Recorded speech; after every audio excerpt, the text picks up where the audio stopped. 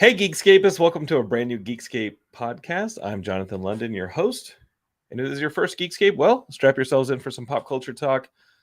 This episode, we're going to be talking all about the first season of Marvel's She-Hulk Attorney at Law that just wrapped up late last week on Disney Plus. A lot of controversy about this one. Maybe not from the Geekscapists, who I think generally enjoyed the season.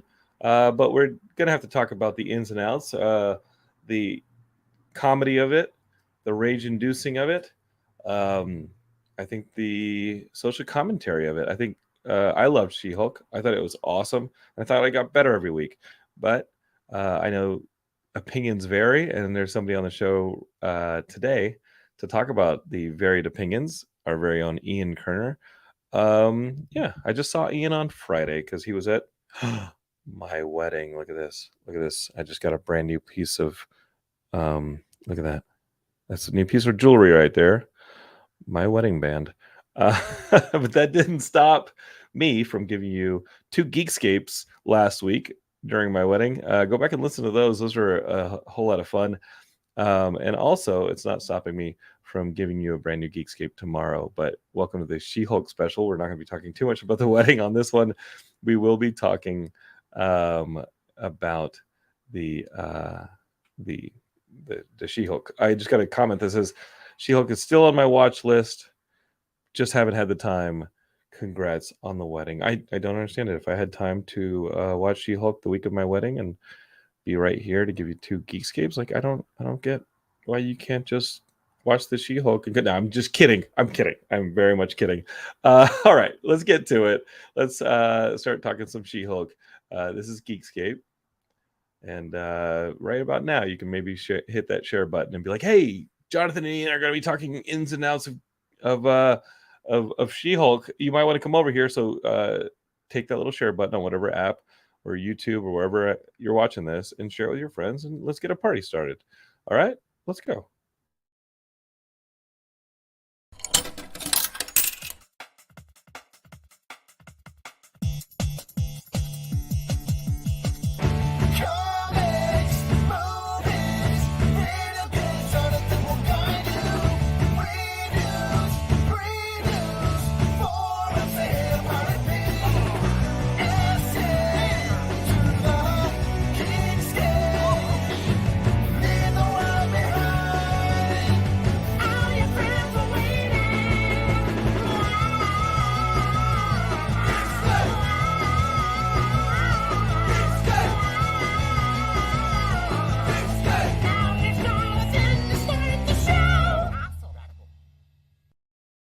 All right, Geekscape, let's get down to the She-Hulk. But real quick, we just got some rankings in for the Geekscape podcast. Let me just read them to you because I was checking them during the theme song.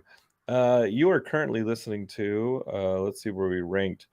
There it is, right there. The 51st most popular film interview podcast in Poland. That's right. And the 55th most popular film interview podcast in the Philippines. So give yourselves a round of applause for for getting us up the charts there. The Finn Jones episode specifically, Finn Jones, who played Danny Rand Iron Fist in the Netflix series, and hopefully he'll do it again in the MCU. We're going to be talking about his good friend Charlie Cox here in a little bit. His episode was, this is crazy, that episode was the number 21st most downloaded film interview podcast in the Ukraine. Like, there's a war going on in the Ukraine, and they're like, "Hey, let me just pause the war a little bit so I can listen to some Finn Jones and whether or not he's going to come back as Iron Fist in the MCU." So we appreciate that. If you're listening from Ukraine, hope you're safe. Hope you're good.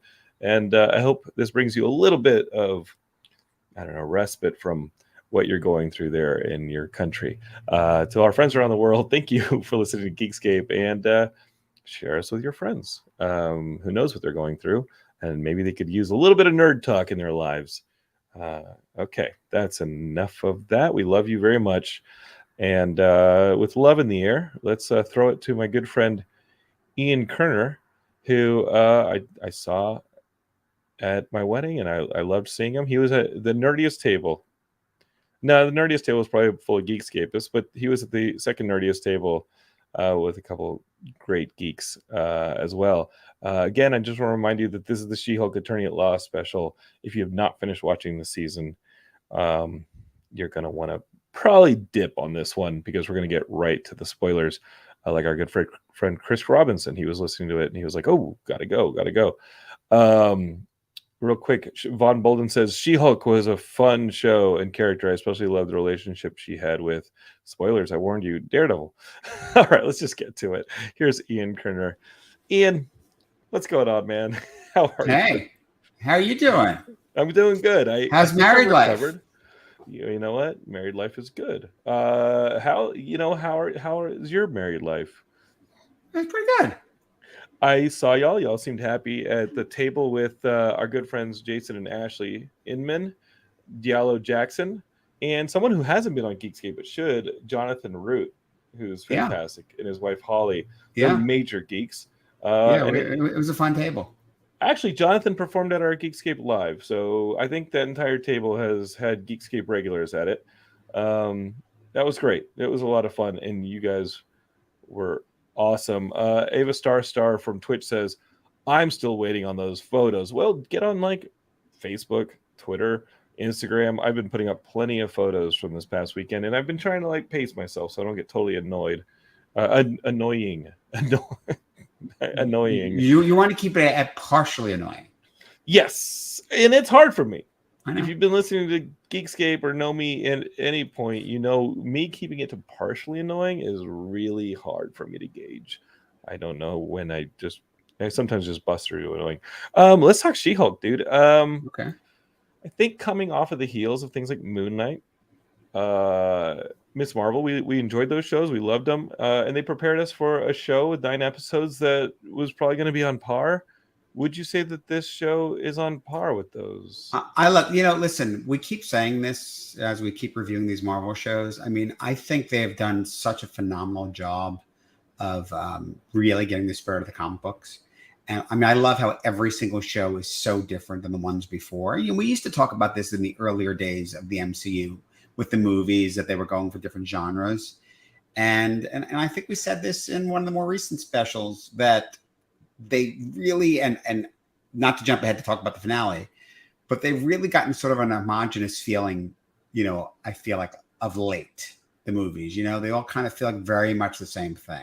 It's definitely what the attitude I get from my wife. She's like, okay, again, it's the same thing over and over again. And she's tired, and for me, like when people talk about Marvel fatigue, I'm like, yeah, but these shows, they're just so different. And as a regular and avid comic book reader, I love it because each one is different in the way that, every comic is different than the other comics. They're not all the same thing. They have very different feelings. Their identities are different. The characters are very different. Everything about them is different. This one, they went in saying, this is a legal comedy. I mean, what does that even mean? From a television standpoint, I point to things like Ally McBeal, and it definitely has a bit of the whimsy of an Ally McBeal, right? But it's also very, very truly lived up to a few different versions of the She-Hulk comic. Pretty much ever since the Byrne one, there's been some element of She-Hulk and the breaking the fourth wall thing. Yeah, I believe She-Hulk did that the most, and it got more and more intense as the season went on. And she did it before Deadpool did. She did it a decade before Deadpool did it. Just about. And it was it. She did it. She-Hulk run started in '89, and Deadpool. Well, Deadpool when he first premiered didn't initially do it. He didn't do that, I think, until was it the Kelly run or the Nicieza run? I think it might be the Kelly run that he started breaking the fourth wall. The Nicieza run was a few years later. So wasn't it? Okay, so I honestly thought that. I mean, with some of those advertisements in the Marvel comics, I thought that She-Hulk was doing it prior to 1989. Some of the fourth wall breaking stuff. Well, her solo series, wasn't that around 89? I thought that's around when it started. When they started She-Hulk, and I will talk about it, but Stan Lee started She-Hulk because CBS had the rights to the Hulk. Yeah, but she wasn't doing it was the original series is the Savage She-Hulk original series. Right. She didn't wasn't doing have too that much of that. tone. It wasn't the breaking the fourth wall stuff. It was way more But the serious. character was created out of a fear that CBS was going to be able to trademark She-Hulk away Yes. from Marvel. So Stan was like, I'm going to create this character, She-Hulk, so that CBS doesn't have a claim to it. And that was about, what was that, 79, 80, something like that? 79 and 80, yeah, because the show premiered in 77, 78. 77, yeah. And then 80. And we've had Kenny Johnson, the showrunner, on the episode before. And Kenny's got amazing stories. If you go back and find the Kenny Johnson episodes on Geekscape, he's got some amazing episodes about show running that first Lou Ferrigno, Bixby Hulk show. And I mean, they're phenomenal. And I love those stories. But this character came out of a concern for losing the rights legally and became a lawyer, maybe as an extension of that, maybe as a commentary on the fact that the whole character exists because of trying to avoid some kind of a legal battle. So let's get to the episodes. When it starts off, you see her and Bruce as cousins on this trip, and obviously, like, Mark Ruffalo is going to have that Avengers star power with him. We're going to tie it in very quickly to the MCU. Let me say that I was reading an article with the showrunner, Jessica Gao, from earlier this week. She was saying that originally they were going to do that in episode 4. They were just going to jump right into She-Hulk.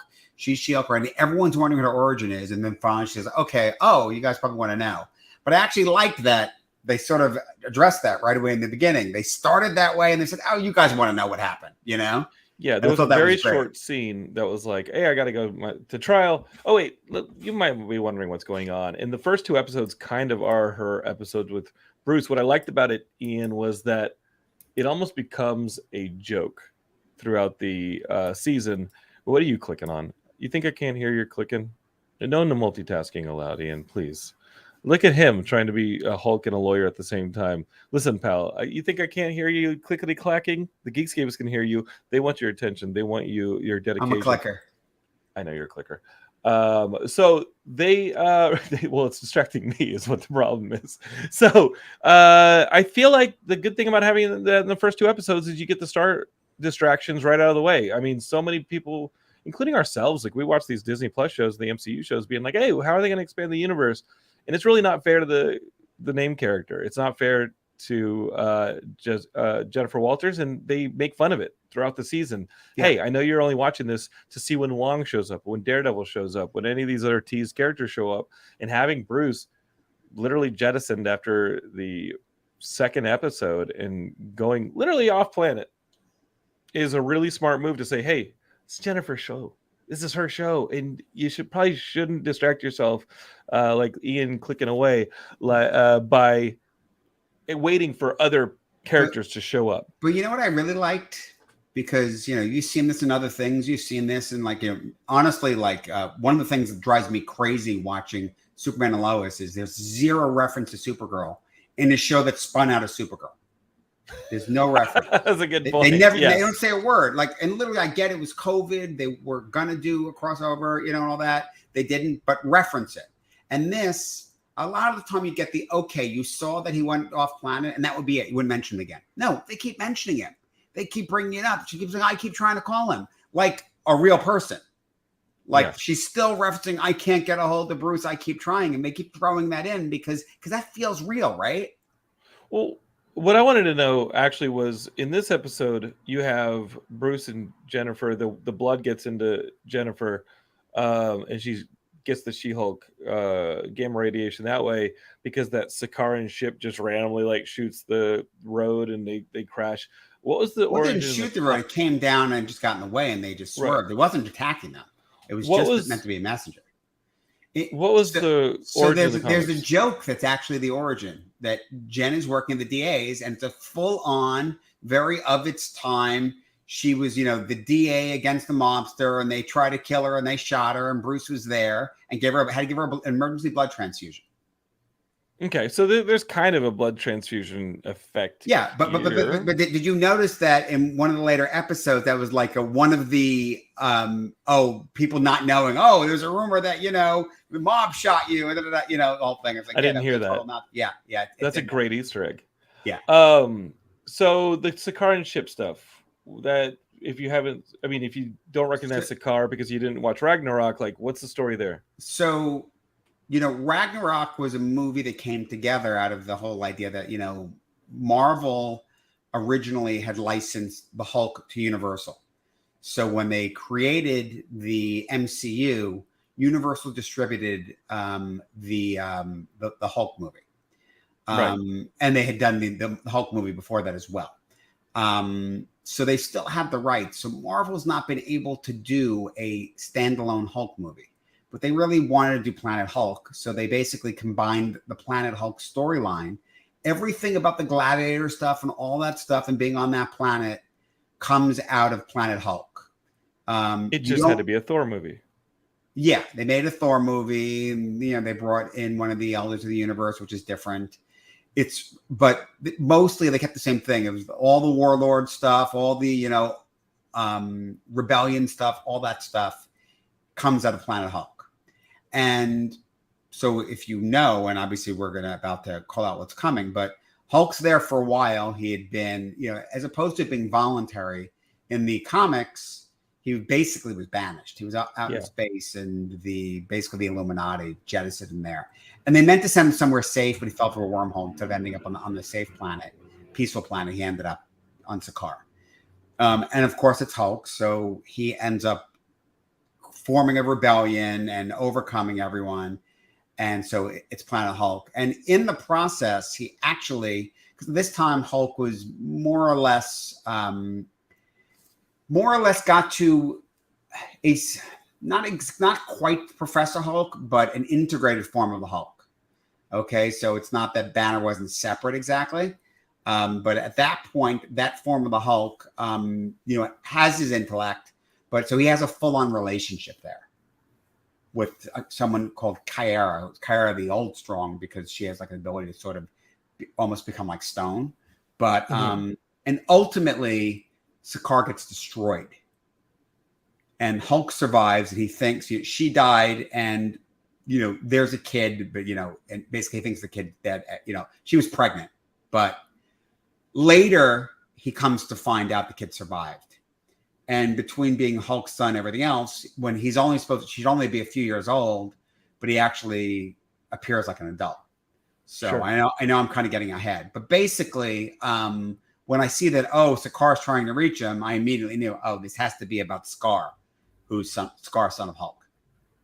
And so that ship shows up, they veer off the road, the blood gets transfused, and you have Bruce kind of putting her through some training origin story. I love the commentary that she's like, hey, I always deal with this level of rage. It was so clever, so smart, it's so real. easy to control. I don't have to turn into a mindless monster like you do and then learn to live with my rage. I've always had rage because I'm a woman in the society. And that's when you start getting the commentary that is awesome throughout this series. Yeah. And I actually particularly love that. I mean, also it's important to acknowledge that, what we've seen with different gamma reactions is they affect people differently. If you go and read things like, there's been times that you have like Leonard Samson, who's a character in the comics, who's a psychiatrist, and they talk about how gamma affects people. And it usually tends to stem from their subconscious. So Leonard Samson was Jewish, so and also at that time wanted the Hulk's power and strength. So he basically becomes a version of Samson. He gets long hair and the hair's green. And Doc Samson was in he's in the MCU. He's in the Ed Norton Hulk. Yes, he is. Sam Stearns, who's going to reappear as the leader in the comics, was a janitor and wasn't very smart and really wanted to be smart. So, I mean, they've changed that one a bit. And it seemed from the end of the Incredible Hulk that since it hit him in the brain, it affected his brain. But in the comics, it's usually there's more of a psychological reason why people end up having some kind of mutation that's a little different than that. But anyway, I mean, like in Jen's case, instead of being a very small woman who's maybe not as noticed, she becomes this strikingly beautiful gamma-powered woman, who's super tall and everything. So she's not the only powerful, beautiful woman that we see in this episode. Titania shows up at the very end. What's her story? I loved the Titania character, and she only got better as she got more and more obnoxious as an So, influencer. But she's not an influencer in the comics, is she? No, Titania in the comics first appeared in Secret Wars. Hmm. Two characters that were created. A city, I think it was Denver, got transported in the original Secret Wars. Basically, the areas were transported to this planet that became a battle world between villains and heroes by a being called the Beyonder. And a couple of civilians end up getting powers there, Titania and Volcania. So they basically first fight She-Hulk and Titania, for the first time there. And Titania goes on to become pretty much like one of the biggest recurring She-Hulk opponents. Recent She-Hulk comic, they actually finally sort of buried the hatchet because She-Hulk's basically, why are we fighting all the time? Titania's character's come a long way. She was a full-on villain. She ended up marrying the Absorbing Man. But she's, I don't know if I can quite call her anti-hero. She's trying to be better, to not just be she's straight up villain. Part of that new gamma radiation cleanup team that they tried launching, spinning out of the Immortal Hulk. Yeah. And I didn't read that book because by that point, was it okay? I mean, it had some of my favorite characters on it. It's a good book. Same creative team. It's good. It's worth reading. Okay, now the second episode, Superhuman Law, really starts to dig in on the law firm stuff because she loses her job at the original law firm because she's She-Hulk and creates a scene, thanks to Titania. And now in the second episode, she finds a new law firm that recruits her and says, hey, like, we need a superhuman law division, and you're a lawyer and a superhuman. We got this Emil Blonsky case. I know that during the Ed Norton Hulk movie, he tried to kill your cousin, which I love the line where Bruce says, I'm almost an entirely different person, because joking about the Ruffalo from Ed Norton casting change. But the Emil Blonsky stuff that showed up, we can obviously talk about Emil Blonsky actually, but are her coworkers like Nikki and Pug, are they from the She-Hulk comic? Yeah. So not Pug, Mallory Book, and was it Hollowell are all so they've done She-Hulk as an attorney a number of times. And a few series ago, they introduced that particular law firm. They did a bunch of stuff with that law firm, some extra dimensional stuff. But, it's interesting because they're building this out. In the Marvel comics, they've been around for so long, you've had this whole idea of every now and then, you need an attorney. It was Matt Murdock. And then at a certain point, became Matt Murdock or Jennifer Walters.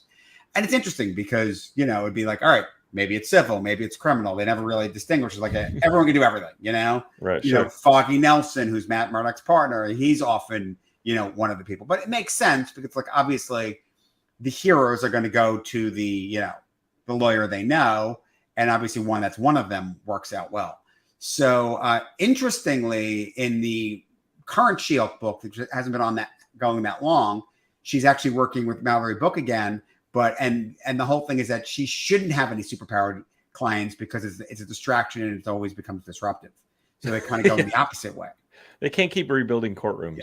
I think is what we're discovering in this. But but that's the thing is her ability to generate money and everything else. It's like because everybody knows her. So one of the interesting things about this show, and I thought it was really kind of cool, how she's an Avenger. Well, she isn't an Avenger, but in the comics, she's been both an Avenger and a member of the Fantastic Four for quite a while. She was an Avenger, and actually in that Secret Wars that I mentioned before, everyone gets transported to this other place, and they come back soon thereafter, but everything's changed. And as a comic, it basically in 1 month, the end of all the issues, they went, and then the next issue, they all come back. But then the comic takes a year for the miniseries to play out, and everything has changed, and you end up seeing how it happened. And basically, Ben Grimm, the Thing, stays on the Battle World planet, and She-Hulk replaces him in the Fantastic Four, and goes on to be in the Fantastic Four for quite a while. John Byrne was the writer-artist on that book, and he actually, eventually, she leaves, and he does her own book. So all the breaking the fourth wall and all that comes from John Byrne doing that with her. That's awesome. And again, like almost a decade before Deadpool did it. So I was kind of sad that people online were accusing She-Hulk of doing the Deadpool thing and just not educating themselves as to the actual origins of it. Right. And John Carter of Mars was copying Attack of the Clones, right? Wait, somebody said that?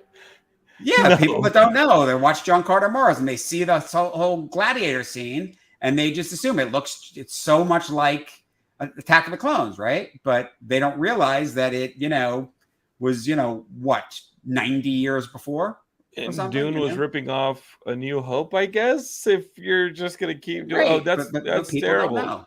People don't know.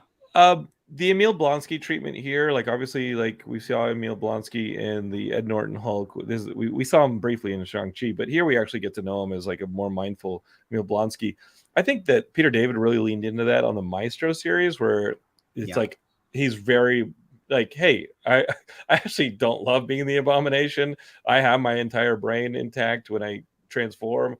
I will help you deal with the Maestro, but I'm still pretty intelligent. Here we have like a new kind of Emil Blonsky when he's a Abomination. Well, He's I will still say I was Emil. surprised. I was surprised that they did the whole depowering thing. That's not something that the Abomination typically does. Allows himself to be depowered. Well, that he can at will, like the way that. Sure. Yeah, same thing in the comics. Like Jen can go back and forth. I love the Hulk, but not necessarily making it about being angry. And usually, it's not been the case with Bruce and Abomination. That's a rare thing. It's not usually that they can all do that. So the Abomination is just the Abomination in the comics. He never turns back to Emil. He's trapped as that character. Yeah. I liked it here. I thought it was fun. And I mean, obviously, if you have a star like Tim Roth, who's a phenomenal actor, exactly, you're going to want to see him. Well, it's also money. He was great. It's straight up money. Come on. I mean, they made the joke in it with She-Hulk about it being about the money. One thing that I also noticed was there was a lot of criticism about the CGI early on, especially in that first trailer.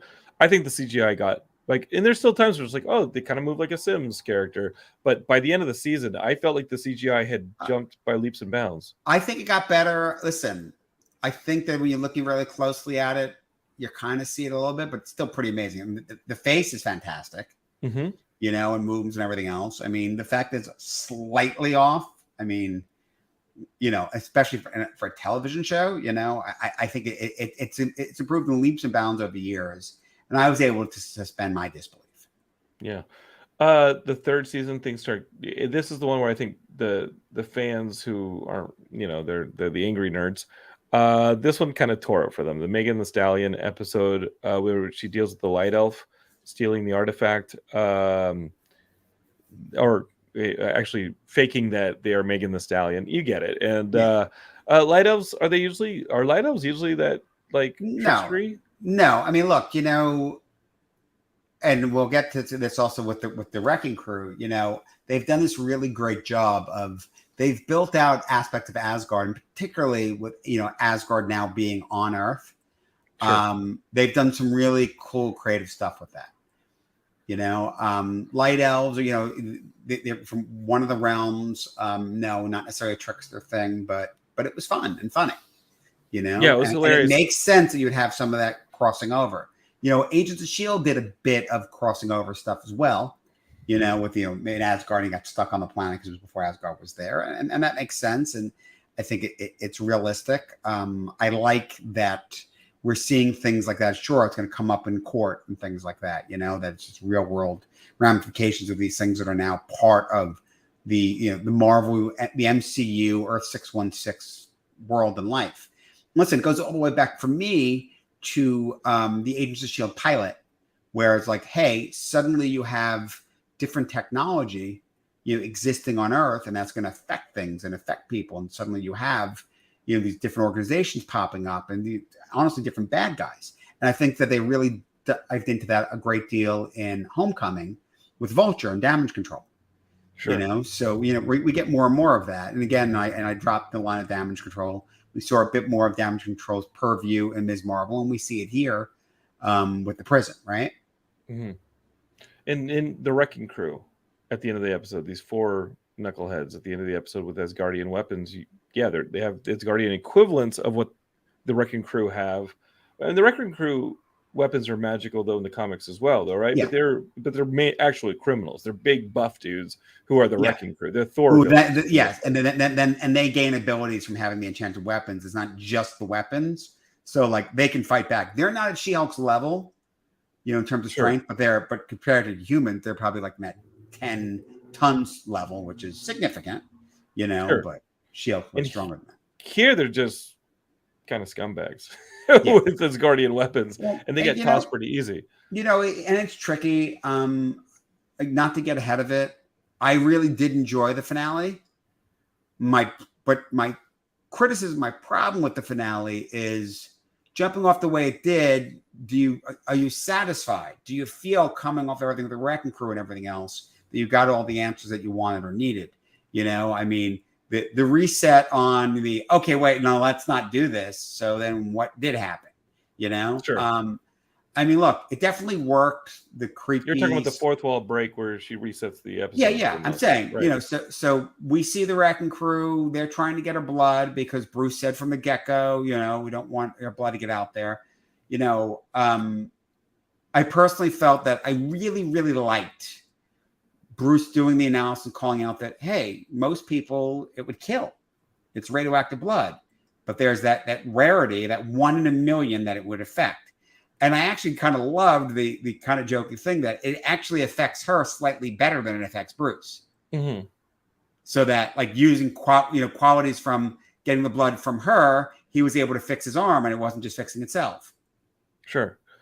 We'll talk about that finale because I have questions about what Jen's fourth wall breaking powers give her when she starts to collaborate on a bigger scale with things like maybe the next Avengers movie or etc. when she's on a bigger team. Powers is an interesting idea because the Shield comic never really treated as power. She just broke the fourth wall sometimes. But now there's a character called Gwenpool in Marvel, and it's straight up like it's a power. Her ability to break the fourth wall is a power. And she does it, and so this felt much more like what Gwenpool's done in recent years. COVID messes me up, but I think the Gwenpool book was it a year ago or 2 years ago? But basically, that was a major aspect of the book. Literally, like turning the page and like go back over here and that kind of thing. This intelligentsia group that is going after Jen's blood, is that from the comics? It is, and that's an instance where they very much MCU'd it in the sense of taking a name and then running with it in a way there's nothing like it, like a la Age of Ultron as a title of a movie, where it's like nothing like what the Age of Ultron story was. The intelligentsia exists, but basically the intelligentsia is a gathering of some super smart Marvel villains all together. Okay, so like the Illuminati. Yes, sort of like the Illuminati, and actually show up big, less in Shield, more in like the Red Hulk book, and at that point, it's a big thing, and it's MODOK and characters like that. So that's kind of fun, though. It's a lot of fun, and when it popped up, I was hoping, but that's not what I was hoping that at least Samuel Stearns was in there, the leader. Like, would have been great, and not that he's. No, I mean, leader, the thinker. I mean, sure. There some are of the more of Hulk-based villains be a part of it, but then again, I think that the commentary they use with the intelligentsia, and I mean, it's actually very smart. Even calling themselves intelligentsia, and the fact that they're a bunch of fucking idiots. I think because they think they're so smart and they're smarter than women, right?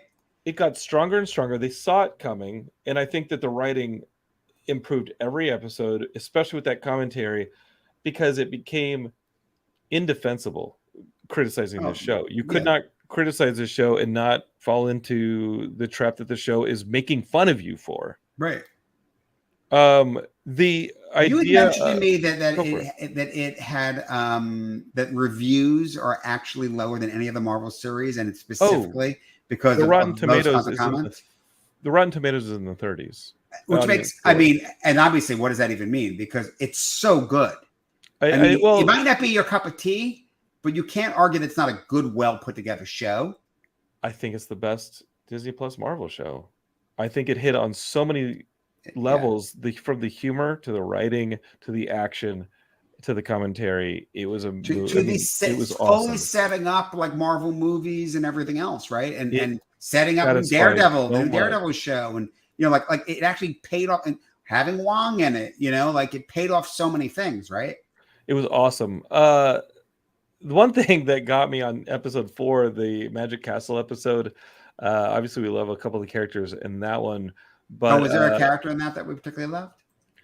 Well, I think everybody was saying the whole what's the name of the character that Madison. everybody Madison, the whole Madison with a Y thing. I think people loved that. I thought it was great. Two N's, one Y, but not where you think. Donnie Blaze is so close to Johnny Blaze Yeah, that I no kept being like, relation.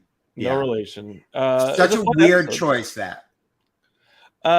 I'll skip it and go to episode 5, the Titania trademark one that really comments, I feel, like the lawsuit origin of the character. The 1980s lawsuit, that was awesome. I love them calling out that the episode's basically a frolic. Like they just go off, like now we're doing this wedding thing and all that. And she straight up says like this, really, we're doing this in the middle, I think that was so funny. We're going to do a wedding episode. That being said, pretty much my biggest reservation with the finale was Josh Miller, the nice guy that she meets at the wedding, who you find out ends up working for intelligentsia and stealing her phone, her blood, and he copies her phone. Yeah. Right. We never see him get his comeuppance on that one. That's true. He's not in the finale. And and as much as we liked Josh, we liked the idea of Josh, we liked that whole montage sequence, and Heidi's the one who called it. She's like, I don't trust this. This is too good. And as much as we love seeing a guy love Jen for Jen and fall for Jen as Jen, Heidi never trusted it. I wanted to believe it was real. I was heartbroken it wasn't real and that he betrayed her. I wanted to see that fucker burn. And we didn't see it. And that's my one reservation with the episode. I agree. It doesn't mean there isn't a call back down the line and we don't get it, assuming there's a season 2. I can't wait. And I love that the reveal of Hulking, like the biggest troll, the biggest incel was the leader of the intelligentsia as we know so far. That fucking creeper who invited her out to. Yeah. Which, by the way, was fully consistent, right? There was it's like you didn't necessarily expect it to be him, but it totally works that it's him, right? Sure. By the way, that's another thing. Do we want to get fully into the finale, or no? I think I want to talk about. I think I want to talk about these goofball 70s and 80s characters from the retreat episode, right? Because that was my favorite episode up to this point. Because I love the 70s, 80s derpy characters, and you get 4 of them in this episode. You get the Return of the Wrecker, which we already saw in the Wrecking Crew, but Manbull, El Aguila, Porcupine, and Saracen are the derpiest, like 70s, 80s, 90s. I tell you, really interesting choices. Like Saracen is like this vampire character, supposed to be like one of the most ancient vampires. But he's also from a Punisher book. Blade, I thought. Well, so Saracen, I'm just looking at his wiki, but the character made his first appearance in Punisher 22, 1989. His first appearance was in Blade 1. The vampire version first appeared in Blade number 1. There's 2 versions of Saracen. There's the Punisher version that got killed off in a one-shot, and he's like just a criminal. No, the vampire version is an ancient vampire, like the first. And that is still recent, but that's not an old school Blade. That's 1999 Blade. Yeah. And these are just derps. Yeah. Yes, you're talking about the member of the Ancient. Yeah. It's like, shut up. The nerdy characters that really like get overlooked in the Marvel comics and are almost like comic embarrassments. Like if they show up in a comic, they're really the bottom of the barrel on the creative stuff unless they do something cool with them.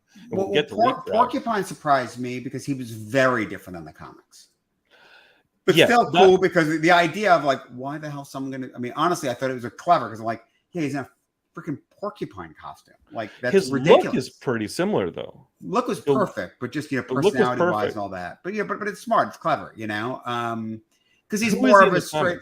He's, he's another one of those, bad guy, Demolition's crew guy who gets a costume, decides to go be a bad guy, rob banks. Like that's about all he can do is try to rob banks. It's like, and honestly, that's sort of one of those typical things they did in so many comics. You have so many Spider-Man villains are that, right?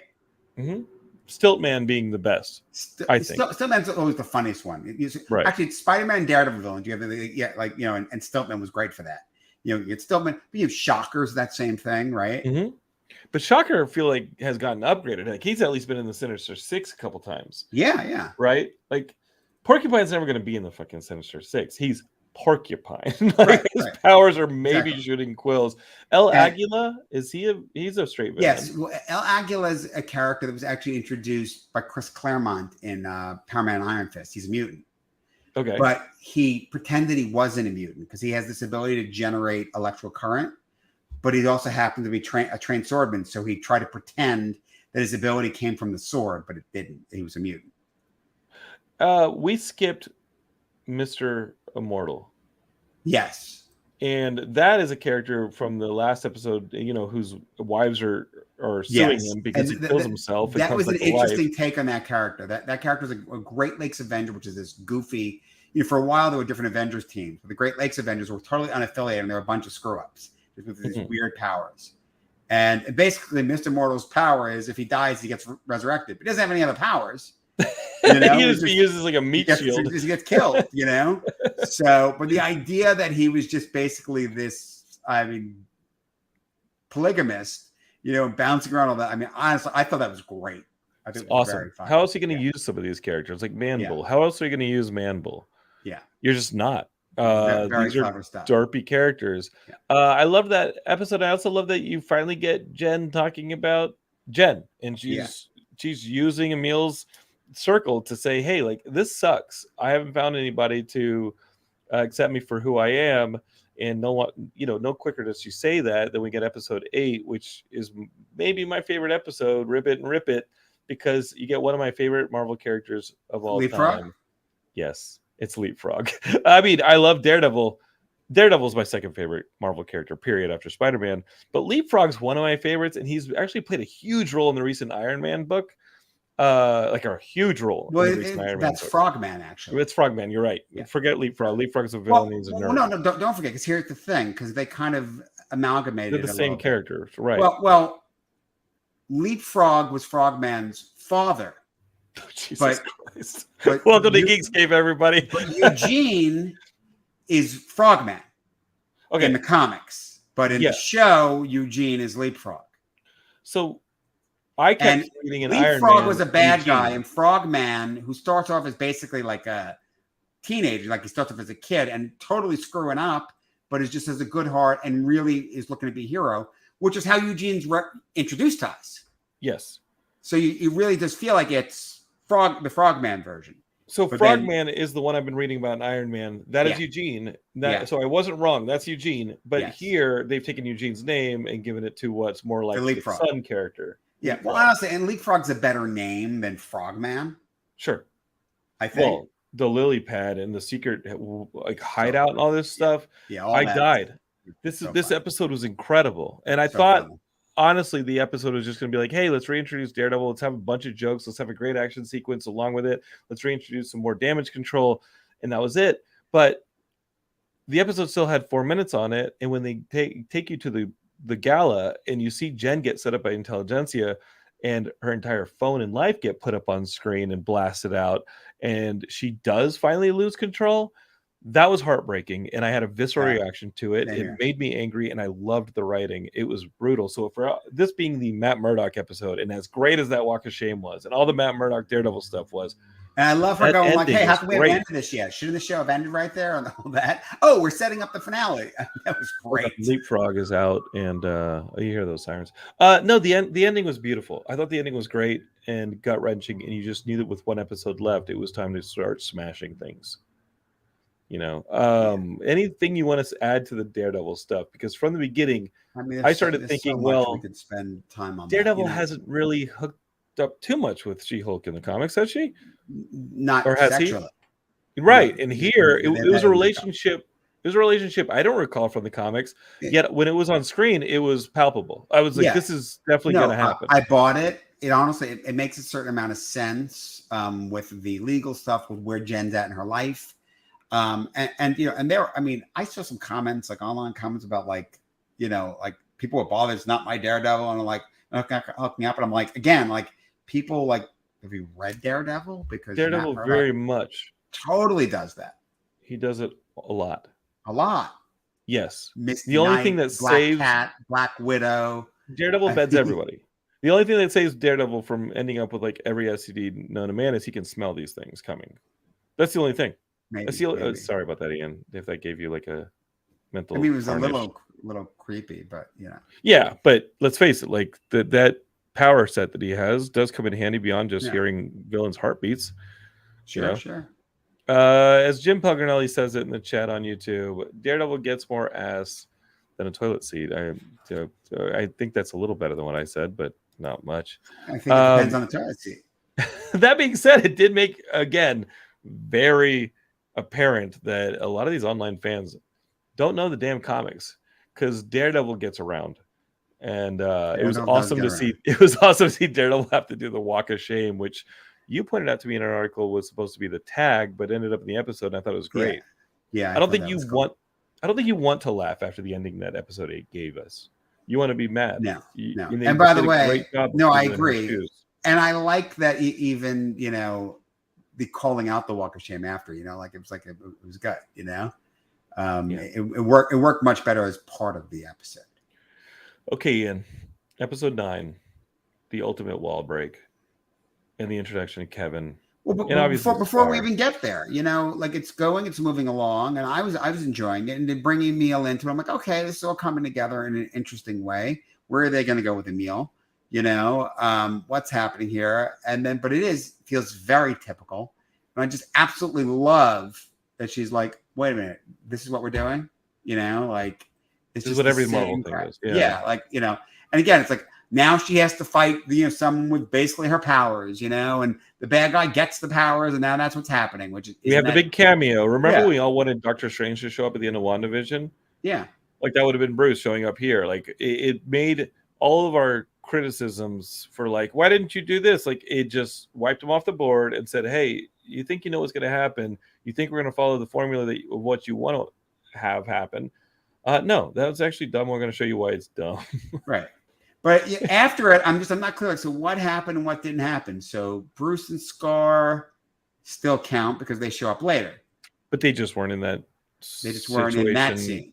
Right. And I kind of knew it was coming because it was the same barn from the Circle episode. She enters it. Right. And I'm like, wait a minute. Marvel's not so cheap that they're reusing a set, pretending that we don't recognize it from 2 episodes ago.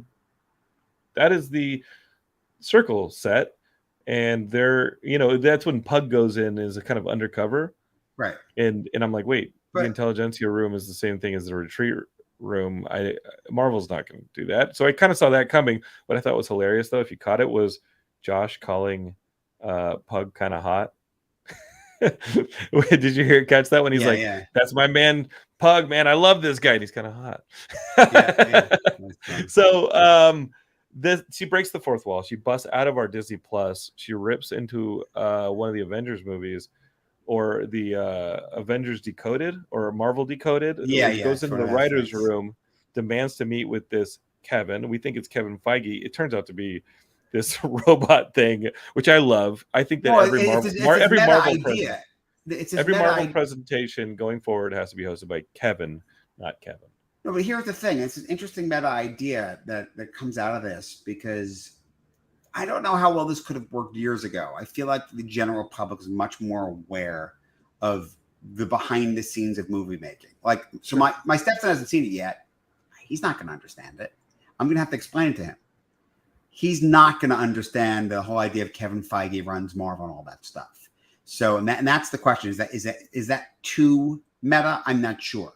But I do think general audiences understand this stuff better than used to be the case. And they busted it back to the procedural element. Like, ultimately, she quote unquote, defeated Kevin by saying, hey, like, let's line out the facts. This is still a lawyer procedural, and I'm going to trick you at your own game. Like, let me put the evidence in front of you. And busted it out. And Kevin had no choice but to let her reset the episode and scrap it along the way. And we missed this one on the Daredevil talk from the last episode. There was the stinger when Daredevil showed up from the Netflix series, a little bit of the music cue from the Daredevil song. Mm-hmm. And here you get the shout out to the X-Men. You get so many shout outs in this discussion with Kevin. It is the most meta this episode gets. It's the most meta thing we've seen since, I don't know, did you watch the Rescue Rangers movie? That's pretty meta, but it's that level of meta. I loved it. And it was a good way to kind of nicely put back the episode. You got your Daredevil cameo. You actually got more Matt Murdock at the barbecue, which reminds me of the Fast and Furious barbecues. And then you also got Scar, Hulk's son, Yes. which didn't totally look like the Scar from the comics, but we'll see where they go. When Looked enough, was good for me. I heard that the CBS Universal contract runs out in the next year. I hear that too in the next year, exactly. So, and then you can ultimately get a World War Hulk movie. And it makes sense that they haven't told us the name or any of it yet because they're waiting for it to run out. Listen, is that the mysterious new film that might be in Phase 5 or 6? That's what I expect. I mean, the fact that they're straight up saying it and calling it out that way was great. You wait for the movie, all this stuff. I mean, it doesn't make sense to me that now they're going to put Scar in someone else's movie. It could happen, sure. We don't know who he is. So do you think World War? What I'm saying is, there's a lot of world events happening in Phase 5 and 6. Right. We have yet to see some X characters show up. Well, wait a second. But here's the thing: and then the question becomes a Hulk movie that we've gotten this here. When? So we may as well mention this. This morning, it was officially announced that Harrison Ford is playing Thunderbolt Ross, and apparently they announced it initially for Captain America, but New World Order, but also for Thunderbolts, right? And which begs the question: is he going to be the Red Hulk? People are assuming, Red Hulk, because Thunderbolt Ross doesn't show up in the Thunderbolts comic until he's the Red Hulk. Doesn't mean he needs to be. He could just be leading it, from the sidelines. At the same time, you want to see that. I mean, to me, I think it'd be really cool. You get to a Hulk movie, you throw Abomination in. I mean, in the comics, it was A-Bomb, who was the second Abomination, who was Rick Jones. But, we haven't done that yet, I mean, right. I want the Betty Red She-Hulk. There's been speculation that might be coming, sure. And obviously Jen as She-Hulk. And, there's also the Lyra version of She-Hulk that it's probably not happening because that's getting into a whole other alternate, timeline that Hulk had a child and she ended up in the 616. But if the leader is involved in New World Order, the Captain America movie with Sam Wilson, that could lead to maybe a World War Hulk situation where you got all these Hulk running around. Listen, and by the way, it with the leader being involved in Thunderbolt Ross, maybe that's where he becomes Red Hulk. Right. And now you've got Abomination. You got a bunch of Hulks running around. World War Hulk movie does actually seem kind of likely for Phase 6. I don't know about Phase 5, looking a little crowded. But by the way, and this is fully, no one has said this, but you have the leader and Thunderbolt Ross in Captain America New World Order. We've seen a version of Scar and Bruce in She-Hulk. Where might they show up next? Right. You think they're going to show up in New World Order? I mean, makes sense to me. Sure. Does it really make sense that we're getting a leader as a bad guy in a movie and the Hulk's not in it? When I saw that announcement in his return in New World Order at D23, I thought, well, there's got to be some Hulk in it, right? Like, I get it. There's got to be some Hulk in it. And ultimately, like, does that negate a She-Hulk season 2? This World War Hulk stuff. Does She-Hulk season 2 come after a World War Hulk movie? I'm guessing it could, but I mean, it might not. Listen, I mean, I do think, with the probable exception of Loki, this show, the beauty of the way this ends is you don't need a season 2, but it's easily a season 2. It's a great legal procedural thing. It's fun and so easy to do, and nothing negates it. I mean, she can show up in a movie or not. It doesn't negate it at all because this is just her regular life. Showing up in movies because she's needed. Listen, but at the end of this, she says, all right, she's going to do both. Right. She's accepted that. No, she's a superhero and she can still be a lawyer. Right. Jim Paganelli wants to ask, while we're on the subject of the Hulk, he's over on YouTube. He says, what do you think the odds are that we might eventually get a Joe Fixit Gray Hulk, who's also a Soprano-style mobster? Unlikely. Yeah. I like that version of the Hulk, but I love that version. I love that book. It doesn't feel that's so far removed from where they are now. Mm-hmm. A Maestro. It could happen. I mean, is it a movie? Is it a TV series? What is it? What's the point of it? That we're already doing Scar. The Joe Fix-It doesn't really go with any of the Scar stuff. Could we, in the Battle Worlds, maybe we'll see a little Battle Worlds in We could Secret definitely Wars. get that in a different universe easily. We could also get Maestro. Absolutely. We could get a bunch of fun stuff. Listen, doing the Future Imperfect, doing that story, I'd love that. That's a great Hulk movie to get him transported to the future and have to fight the Maestro. And then you could easily pull in Maestro after, on his own, which they've done. But I love that. I'd love to see that. And that's a great Hulk movie. Yeah. Well, seeing Rick Jones, seeing all the other Marvel characters. You're not getting your Rick Jones. Marvel has not introduced Rick Jones in any of the obvious places. All the obvious places they could have reintroduced Rick Jones and should have reintroduced maybe Rick Jones. The thing is, you're not getting him. By the way, in the MCU, we've never actually seen the Hulk origin. Mm-hmm. They've referenced it. They reference it in the Ed Norton version, don't they? Yeah, but they could easily reference it, but we don't see it. They can already easily, in Brazil in that. They can easily backstory Rick Jones in, and that he's always been around. Right, it's easy, but with the straight up out of the comics. Would you be interested in playing Rick Jones? I'm too old. Okay. Who's the guy from High School Musical? Zac Efron as Rick Jones. I don't buy him as Rick Jones. Do you really? He's got the music down. He's ready to go. Play his guitar out on a nuclear test site. Why not? Rick Jones is the ultimate. He literally writes a book sidekick. He's that sidekick. And for me, I feel like Rick Jones should be smaller. Okay. And have sort of an everyman quality. Okay, I got you. Derek Cranevelt of the Geekscape Network is playing Rick Jones, I think. He was here this weekend. Did you hang out with the Geekscapists at the wedding? You say hi to any of them? I know. I said hi to a few. I know Big Yanks tracked you down as you were trying to leave. And forced you to take a selfie. He didn't have to force me. I think honestly, I think my wife offered it. Geekscapist Ian was a big celebrity at the wedding this weekend. And you know what? He has y'all to thank. And Ian's extensive comic book knowledge as well. You've made quite a name for yourself here, my friend. You've made quite a name for me. well, yes, you're awesome. Taking it back to Jen Walters, where do you think we might see her again? Maybe that Captain America movie?